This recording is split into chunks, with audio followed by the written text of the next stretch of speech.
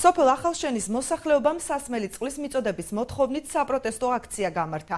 6 კილომეტრიანი წყლის სისტემის მოსაწესრიგებლად გამგეობა მიმდინარე წელს 320,000 ლარამდე დახარჯა. თუმცა როგორც ადგილობრივები აცხადებენ, დასახლებას წყალი დღემდე შეფერხებით მიეწოდება.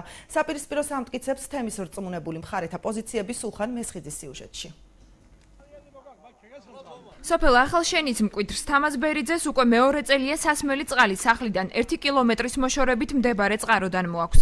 ამბობს, რომ დღეისათვის მსგავს მდგომარეობაში ასამდე ოჯახია. მისივე მტკიცებით, სასმელი წყალი სოფელს ხშირად შეფერხებით, ბოლო 20 დღე კი საერთოდ არ მიეწოდება. ადგილობრივები დღეს სოფლის ცენტრში შეიკრიბნენ და სასმელი წყლის დროულად მიწოდება მოითხოვეს. წყალი არ არის ახლა სისტემატურად 1-10 დღეა.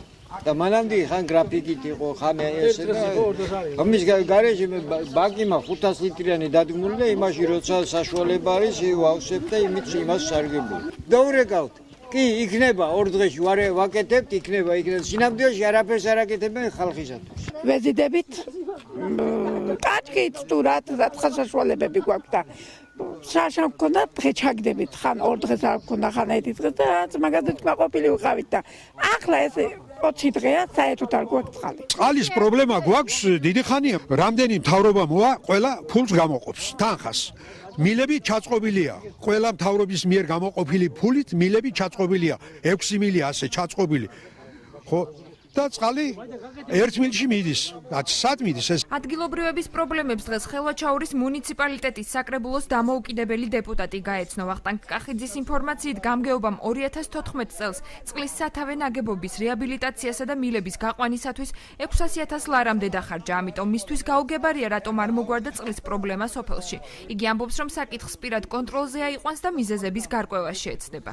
ეს პრობლემა არ უნდა არარსებოდეს, ვინაიდან ბიუჯეტიდან არის გამოყოფილი ეს 600,000 ლარზე მეტი თანხა, რომელიც უნდა მოხმარებოდა ამ პრობლემის მოგვარებას და ეს პრობლემა უნდა ყოფილიყო მოგვარებული დღეისთვის.